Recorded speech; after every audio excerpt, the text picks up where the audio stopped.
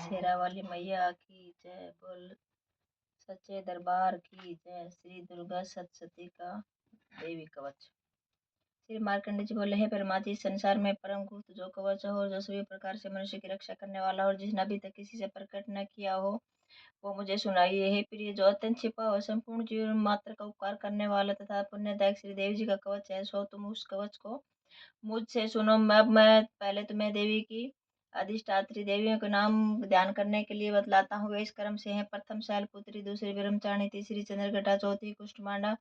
पांचवी छगद माता, छठी कत्यानी, सातवीं कालरात्रि, आठवीं महागौरी, नवीं सिद्धदात्री। है नव देवियां हैं जो मनुष्य अग्नि से जलते शस्त्रों के बीच युद्ध में गया हो तथा मान संकट में भय से दुखी होकर भगवती की शरण में जाता है, उसका किंचित भी अनिष्ट नहीं होता है,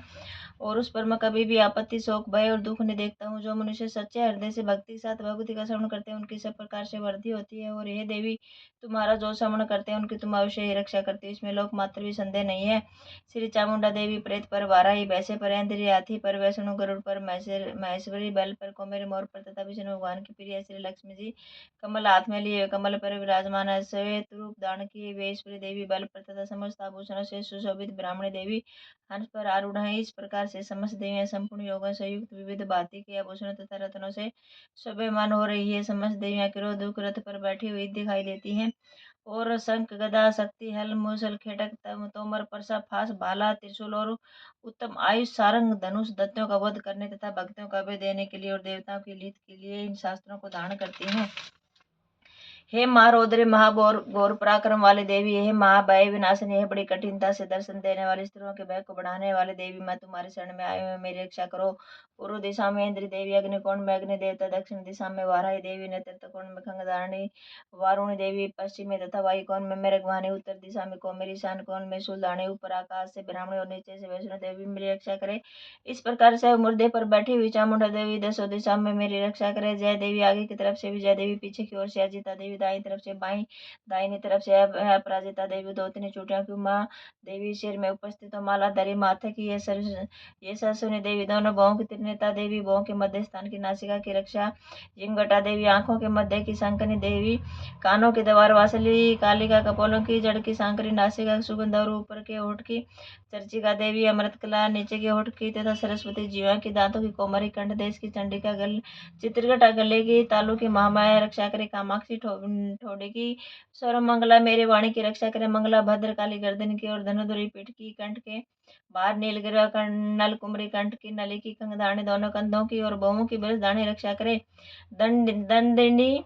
दोनों हाथों की, अंबिका उंगलियों की, समस्त नखों की, शूलेश्वरी को की, कुलेश्वरी रक्षा करे, महादेवी दोनों स्तनों की, शोक विनाशिनी मेरे हृदय की, ललिता देवी हृदय की और शूलधारणी उदय पेट की रक्षा करे, नाभि की कामनी, गुहस्थान की गुहेश्वरी पूतना कामनी लिंग की तथा महिषवाणी गुदा की रक्षा करे, कमर की भगवती, घुटनों की विंध्यवासिनी, सब कामनाओं को पूर्ण करने वाली महाबली देवी जंघाओं की रक्षा करे, घुटियों के नरसिंगी, पैरों के पृष्ठ भाग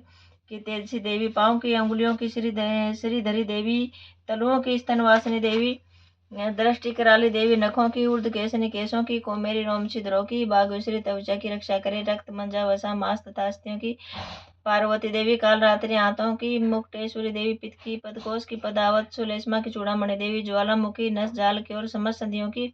अभेद देवी रक्षा करे, श्री ब्राह्मणी मेरे शुक्र वीरे की, क्षत्रेश्वरी देवी छाए की, अहंकार मन बुद्धि की, धर्मदानी देवी रक्षा करे तथा प्राण अपमान ब्यान उद्यान और समान की बृहस्पति देवी, प्राण की कल्याण शोभना देवी, योगिनी रस रूप गंध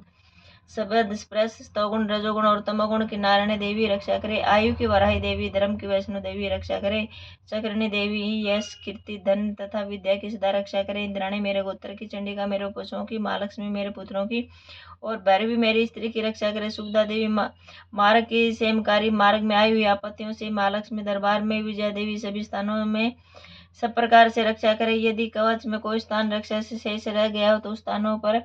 उस स्थान पर पापों को नाश करने वाली जयंती देवी रक्षा करे, अपने कल्याण चाहने वाले मनुष्य को कवच के बिना एक पग भी न चलना चाहिए, क्योंकि कवच से अपनी रक्षा करके नित्य जिस जिस स्थान पर जाकर जिस कार्य की इच्छा करता है उस कार्य से वह निश्चित ही सफलता प्राप्त करता हुआ पुरुष इस पृथ्वी पर अतुलनीय ऐश्वर्य को प्राप्त कर लेता तथा जिसने कवच धारण कर रखा है वह युद्ध में निर्भय होकर विजय को प्राप्त करता था, वह तीन लोकों में पूजनीय होता है। ये देवी का कवच देवताओं को दुर्बल है।